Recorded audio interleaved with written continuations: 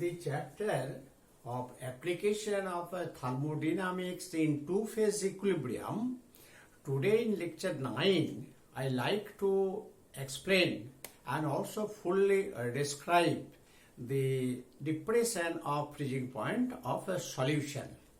So, if TF naught is the freezing point of pure liquid, say acting as solvent, pure solvent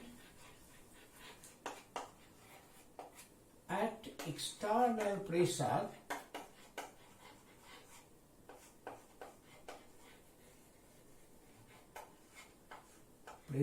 P, which is taken 1 atmosphere.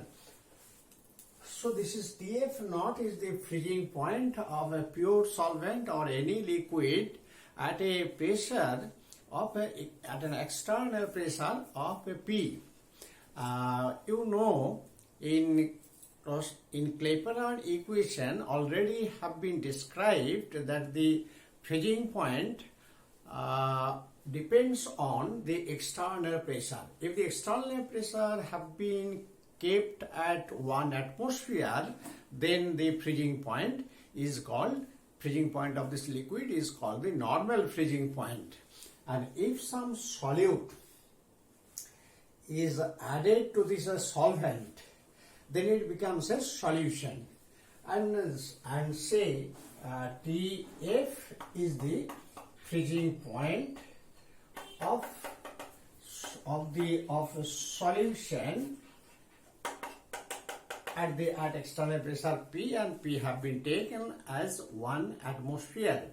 So it is our practical experience that TF naught is greater than TF.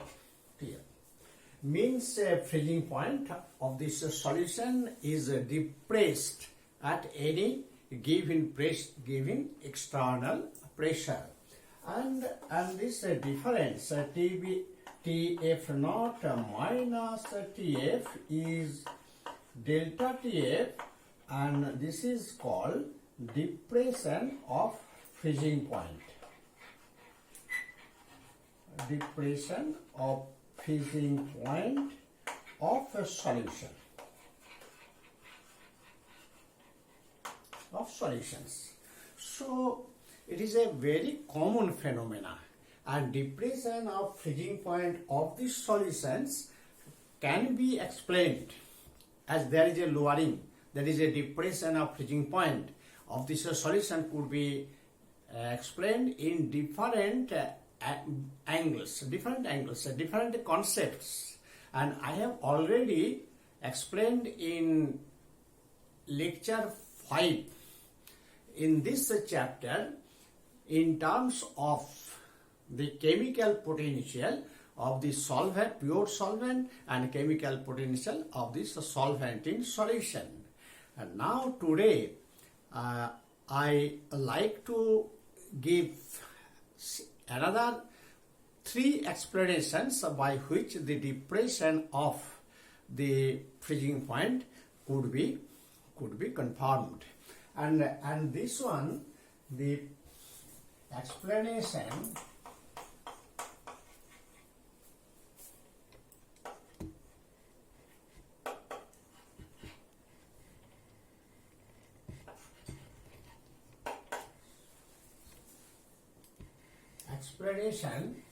the one is from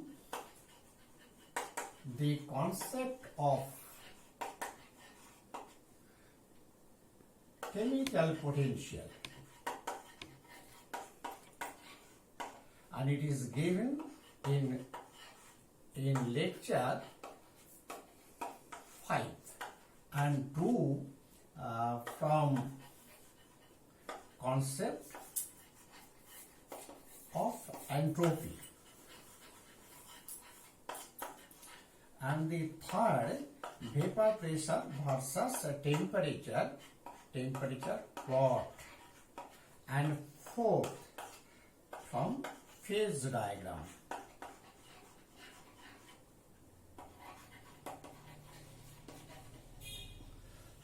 these are the four possible ways by which we can explain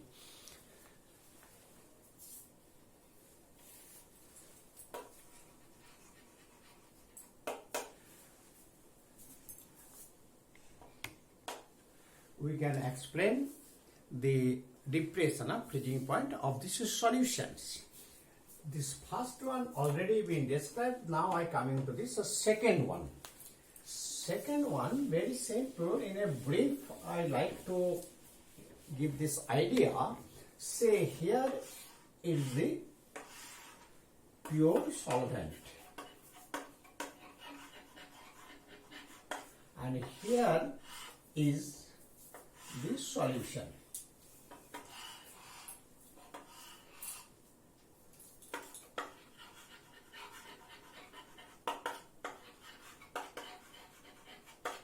Solution of this solvent, and at any temperature these solvent molecules are moving in random motions within this liquid.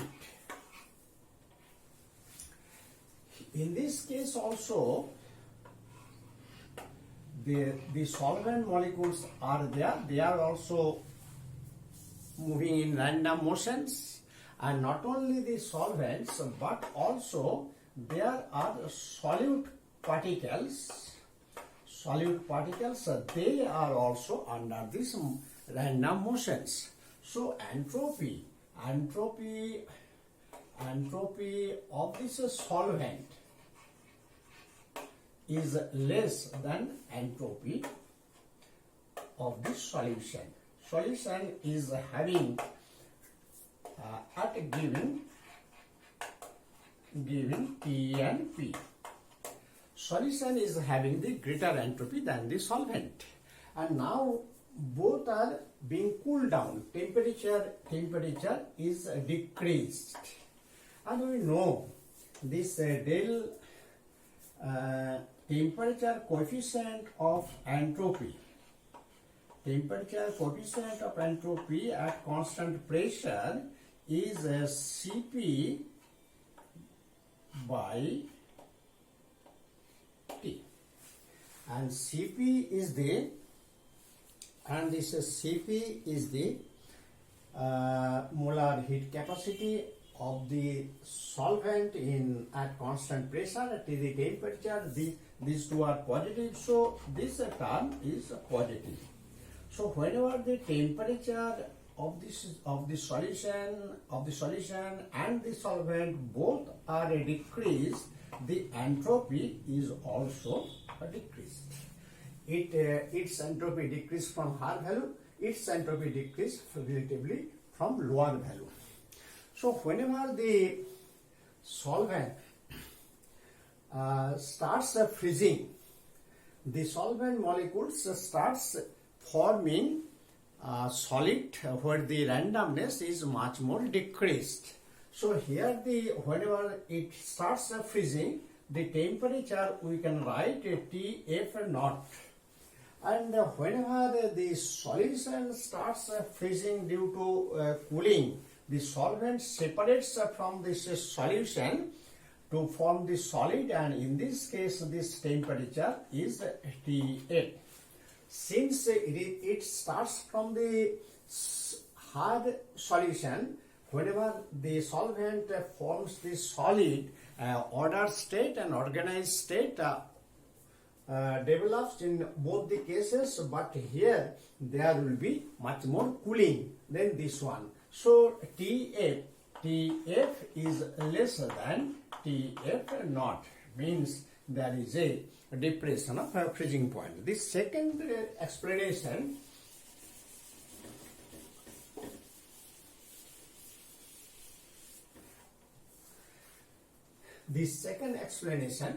the concept of third explanation, Vp vapor pressure against this temperature. So let us draw this graph. Here the temperature and here the vapor pressure, and we shall draw these three curves, one for the solid solvent, another for this pure liquid solvent, and another third one for this solutions. And you know, with the rise in temperature, vapor pressure in all these three cases will rise. But for the case of a pure solid, which is called the sublimation curve, will be steeper. So we can write this one is the sublimation curve.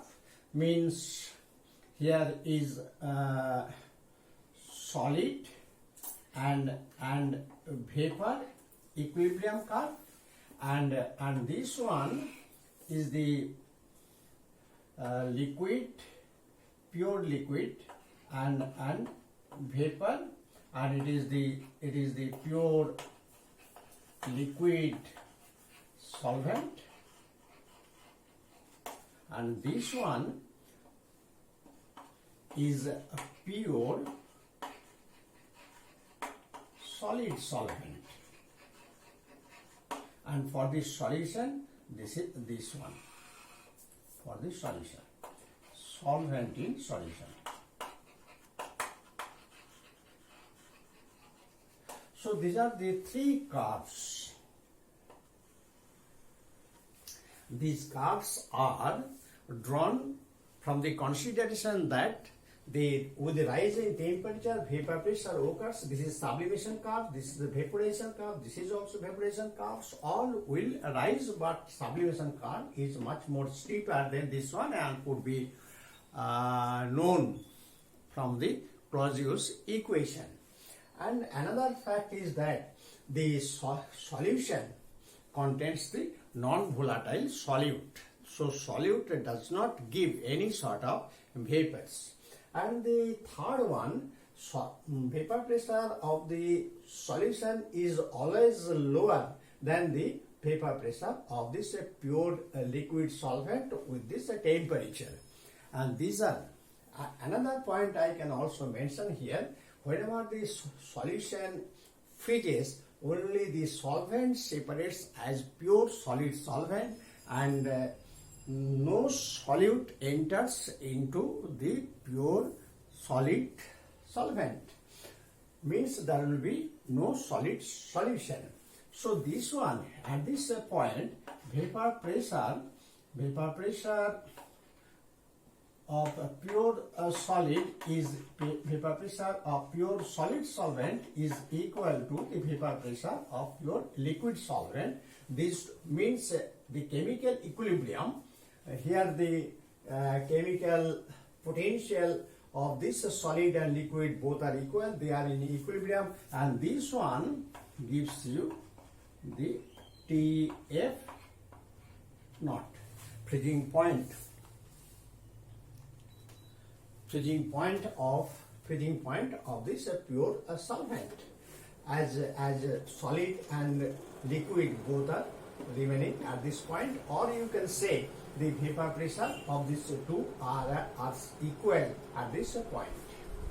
So whenever the solution again is cooled, its temperature is decreased, vapor pressure also decreased, and in this case, at this point, this P1 is equal to P1L. Vapor pressure of this pure solid becomes equal to the vapor pressure of this liquid of the solvent in solution. These two are equal. Here not a superscript is omitted, since the liquid solvent here not in a pure state but in a mixture or solutions. So this will give you the freezing temperature or freezing point of this solution. So in this case, we see the freezing point of the solution is depressed, and this ratio, this one gives the delta TF, depression of freezing point. So by this way also we can explain the depression of freezing point of the solutions, considering the following facts by drawing these three curves. And the fourth one, this is last one, from the phase diagram of this solvent. say here the temperature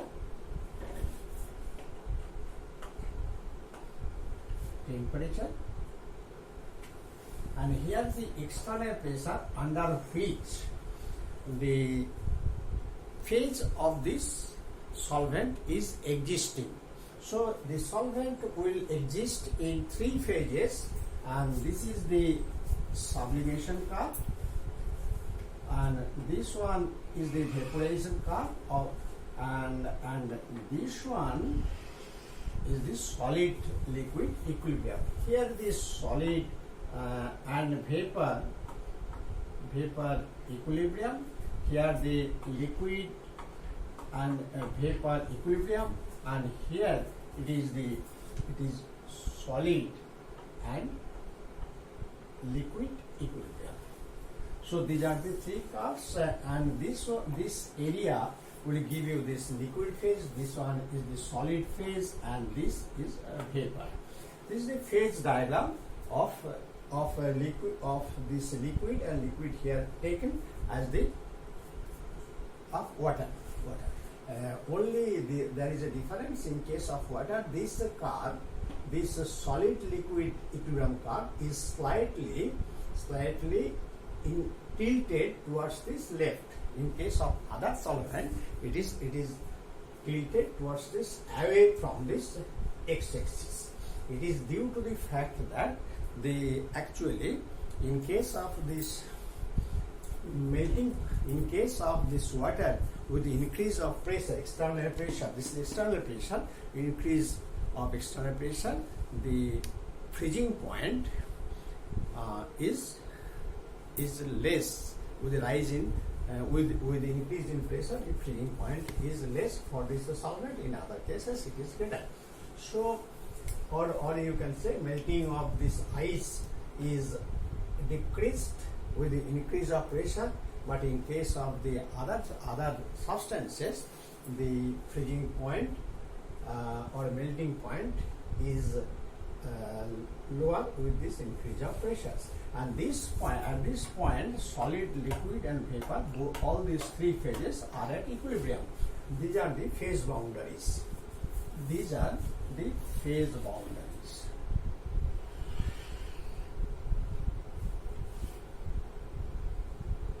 Solid, liquid, and vapor equilibrium.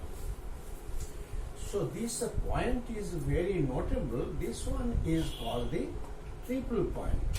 This one is the triple point, and at this triple point, all these three phases are coexisting, and so this point is having a definite temperature and definite pressure. And this temperature is 0.0075 degrees centigrade, and this pressure is also 4.58 millimeter of mercury. This is a very characteristic feature of every substance, triple point. And whenever at 1 atmosphere, if it is the 1 atmosphere, at 1 atmosphere, this one, solid and liquid, remains in equilibrium. If we go from this side, from left to right, it will be the melting, or right to left, it will be the freezing. So solid and liquid remains equilibrium at this point at 1 atmosphere pressure, and this one is a TF naught. For the case of water, this TF naught is slightly less than triple point. Other solvents, this freezing point of this liquid is greater than its triple point. So if we draw similarly this diagram for this solutions of this solvent, then suppose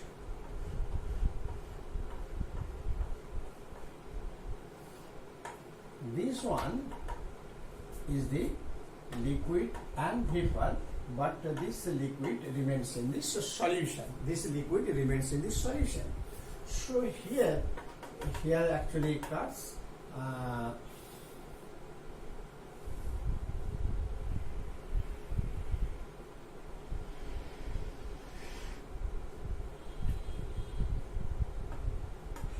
and this one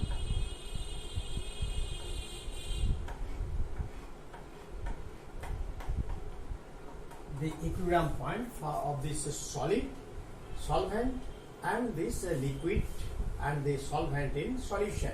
So at 1 atmosphere pressure, this one again gives the freezing point of this solution. This curve is lower than this one. So in this case also it is seen that the freezing point of this solution is less than freezing point of this pure solvent, and there occurs the depression by the phase diagram we can also show. At the same time, if we extend this curve, then this one actually this TB boiling point, normal boiling point, this normal boiling point of this pure solvent. But and for the case of solutions, this one is the TB boiling point of this solution. So from the same curve, it is seen that freezing point is depressed and boiling point is elevated by means of this phase diagram for this pure solvent and also for the solutions. So these are all about the explanations of depression of freezing point phenomena.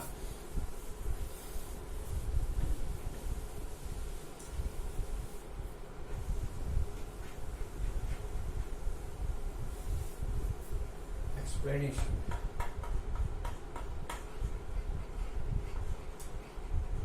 So there are 4 ways of explaining the depression of freezing point, and I have shown all these 3 possibilities or options. Now I am coming to this Raoult's law. Raoult's law of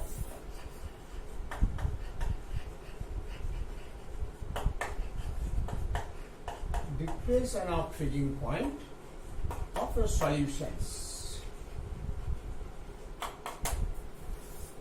And like this elevation of boiling point, in depression of freezing point, actually this delta TB, delta TF is proportional to A, molality of this solution. And this molality mode of expressing the concentration have been chosen due to this mode is temperature independent. So whenever this becomes equal, then there is some constant, proportionality constant into A, and this Kf is called cryoscopic constant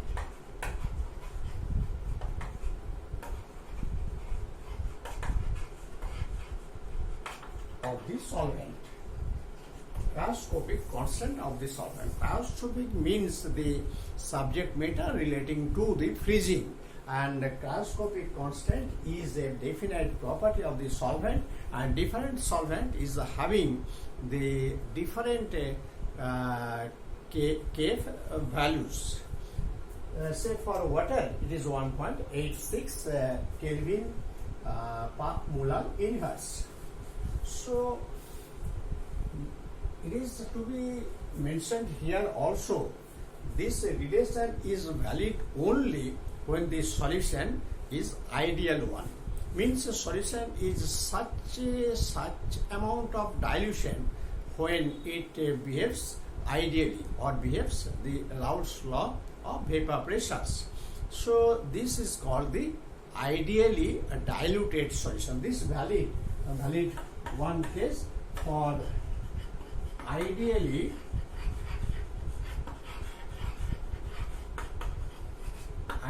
diluted solution, and second, the solute is non-volatile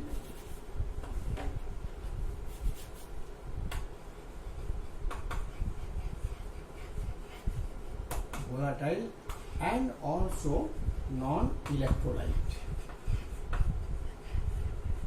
Whenever the solute is electrolyte, we shall consider one Ventov factor to be used. And the third one, when the solution freezes, only solvent separates.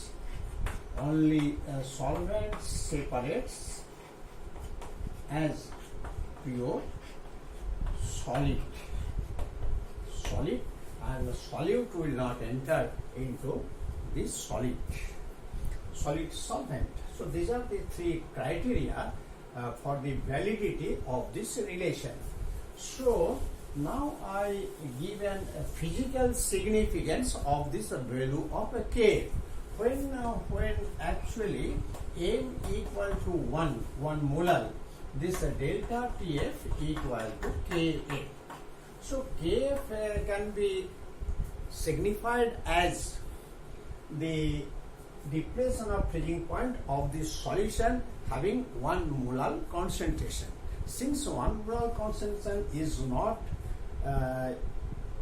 an ideally diluted solution, so it is defined as Kf equal to delta TF divided by M, where M tends to 0. Means whenever the solution is taken very dilute and low molality concentrations, and its delta TF is determined, and this ratio will give you molar depression constant.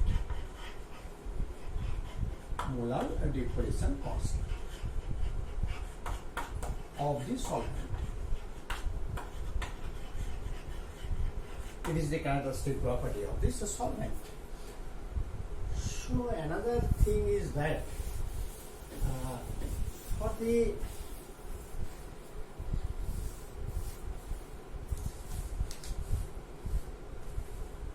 and this relation, this property is this property is a colligative property. Since equimolar of different solutes dissolved in a given amount of the solvent, it will the depression or the solution freezing point is depressed to this same extent. It means that this property depends only the number of solute particles present dissolved in given amount of a solvent, and does not depend on the size, charge, mass of this solute. So this is the colligative property. This one is also another colligative property.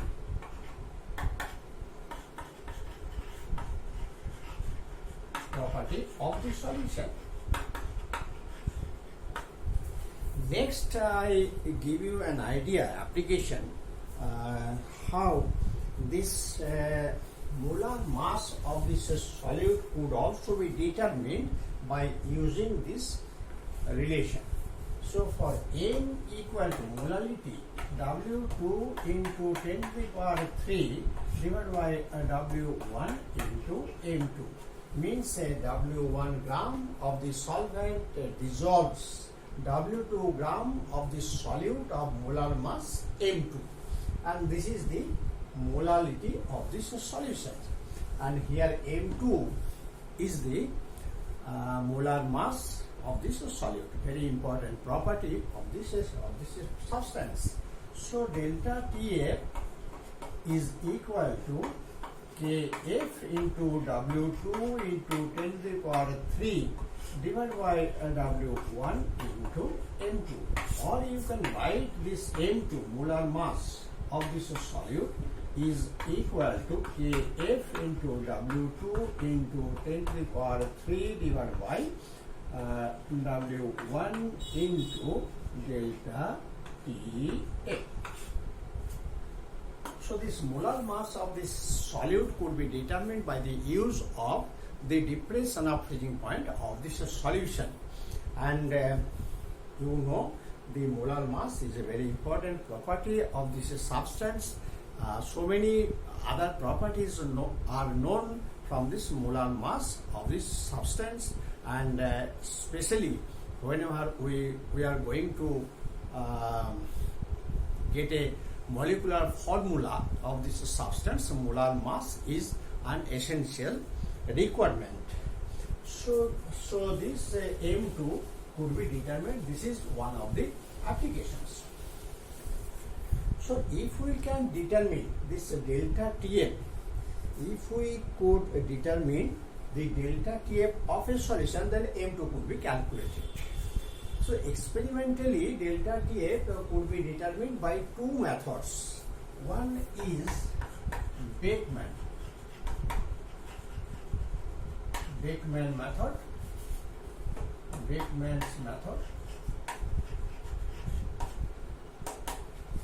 And in the case of Beckman's method, actually used for the solvent having the low value of K. Say for water, Kf equal to 1.86 Kelvin molar inverse. So if we take this molarity is equal to 0.1, then delta Tf equal to product of these two means 0.186 Kelvin. So actually such a small temperature difference of the freezing point of solution and solvent very difficult to determine by means of ordinary thermometer. So Beckman himself constructed one thermometer which is called the Beckman's thermometer, and this thermometer already I have described in the lecture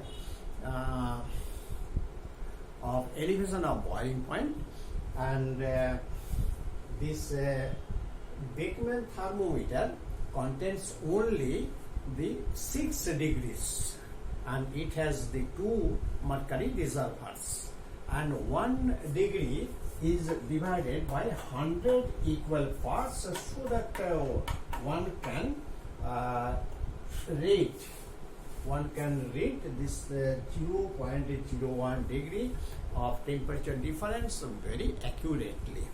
The experiment details I can give you in this way. Say this is the one container, and here is another round bottom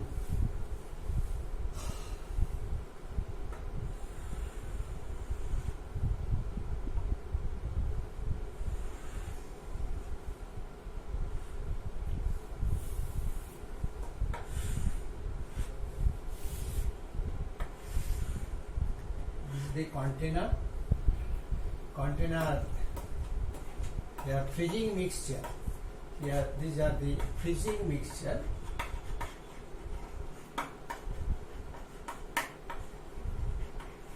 Is taken. It is the air jacket.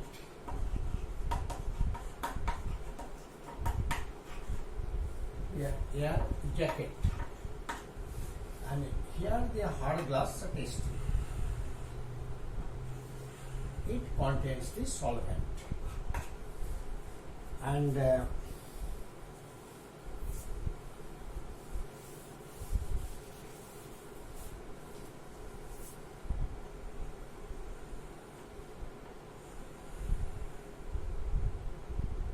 it is the hard glass test tube. Here actually Beckman's thermometer has been inserted.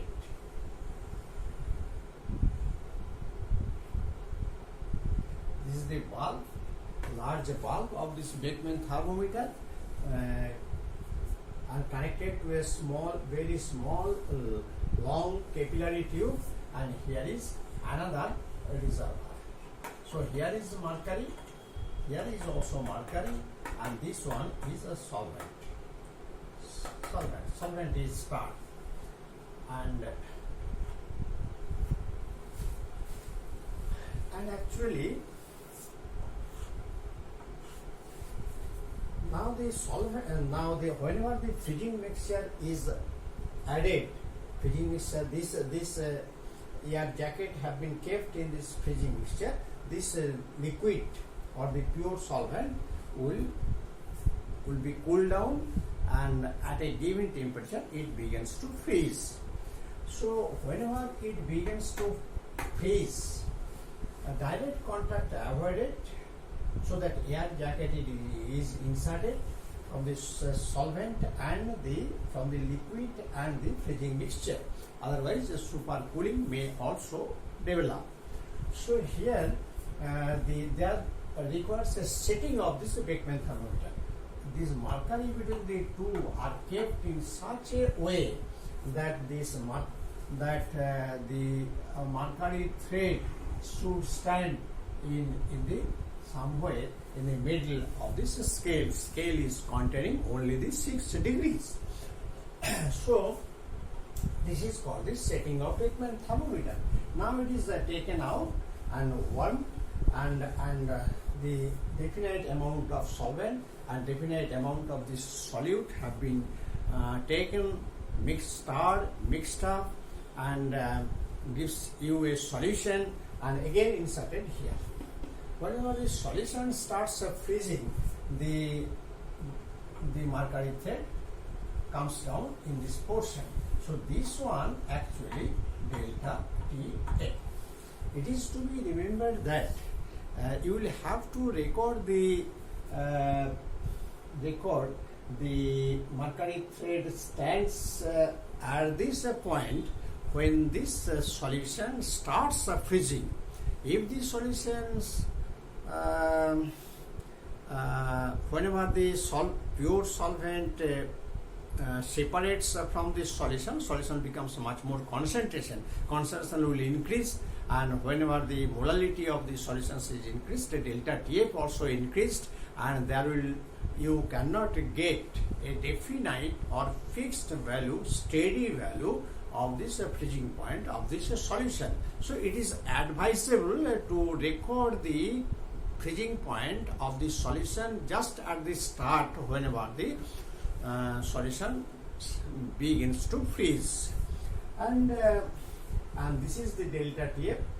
If delta TF is known, and W1, W2, these are the mass of this solvent and solute taken to prepare the solution, and Kf is known from a table of a textbook for that solvent which we are using here. So M2 would be determined. Another method, another determination method is Raoult method.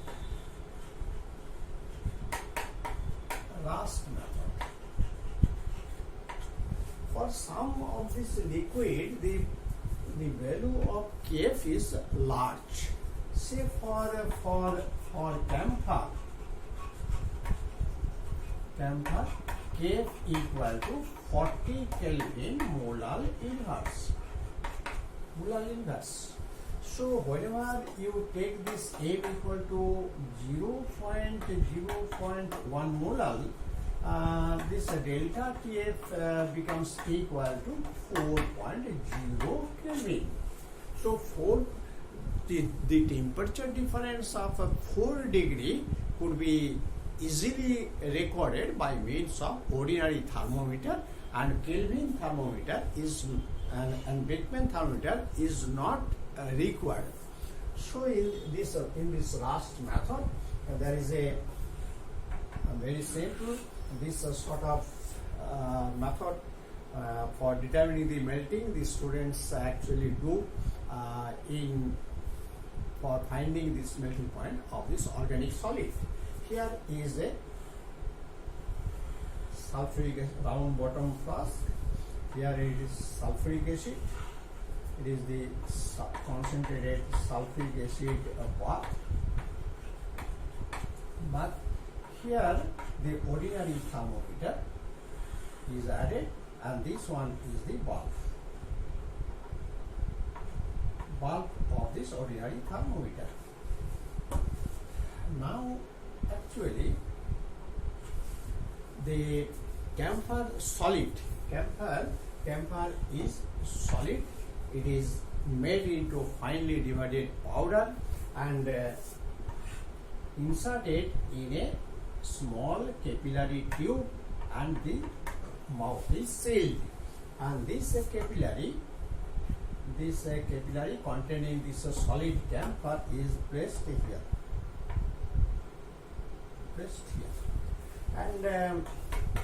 here, and here it is a flame, low flame burner is rotated so that the uniform temperature rise occurs, and at one time this one is opaque. Solid camphor is opaque. When it starts melting, this opaque becomes transparent. Whenever it becomes transparent, the temperature is recorded, and this temperature is TF0. Now this is taken out, and this bath is cooled, and the camphor, known amount of this camphor is mixed with known amount of the solute of known molar mass, and they are mixed up. They are made a finely divided powder, mixed up, melted, and again grind to finely divided powders, and it will give a homogeneous solid solutions of camphor with this solute. And again this one taken in another capillary tube and placed here, and whenever the transparent just starts, the temperature is recorded, and this temperature is TF, and the difference between the two is called the delta TF. So delta TF is known, molar mass of this delta TF is known, molar mass is also known, W1, W2, these are also known. First, Kf of this camphor is determined, and then the same experiment is repeated with the taking the solute of unknown molar mass, and so that this M2 of this solute could be determined. Now I give you one problem, very easy problem.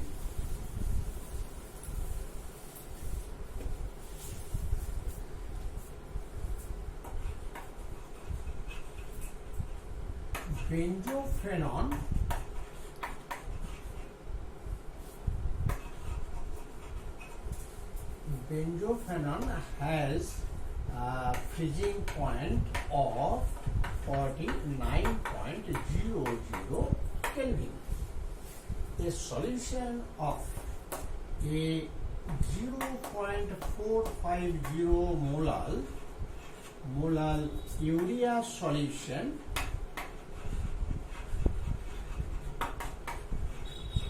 has freezing point of 44.59 degrees centigrade. Find the Kf value of this solvent. Here solvent is benzophenone.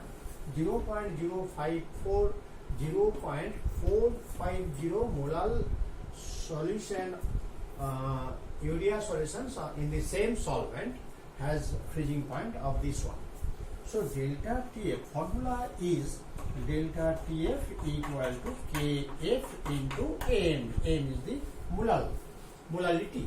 So delta TF here, delta TF equal to TF naught minus TF equal to 49.00 minus 44.59 equal to 4.41 degree centigrade, and 4.41 Kelvin. Degree centigrade and Kelvin both are the same. So Kf equal to delta Tf equal by M, delta Tf equal to 4.41 Kelvin, and this molality is 0.450 molar. So this will give you 9.8 Kelvin molar inverse. 9.8 Kelvin molar inverse. So another, just in the last, I give you one application of this depression of freezing point, very known in cold countries. In the winter season, very often there occurs a snowfall, and the roads are covered with this snow, and these roads are not usable. So what they do, actually they spray or sprinkle the sodium chloride collected from the seashore very cheap, very easily, and this finely powdered form of this sodium chloride is sprayed on this snow, and melting point is decreased, lower, and whenever the surrounding temperature is having the higher temperature than this snow, and naturally heat will flow from this atmosphere to this snow, and snow melts down, and the roads are clear, and again it becomes usable. So this is all about the full description of this depression of freezing point of the solutions. In my next class, I shall explain the thermodynamical derivation of this Raoult's law, delta Tf equal to Kf into M, and I shall also show there might be the chance when instead of depression of freezing point, there may occur the elevation of a freezing point. Thank you all for watching this video.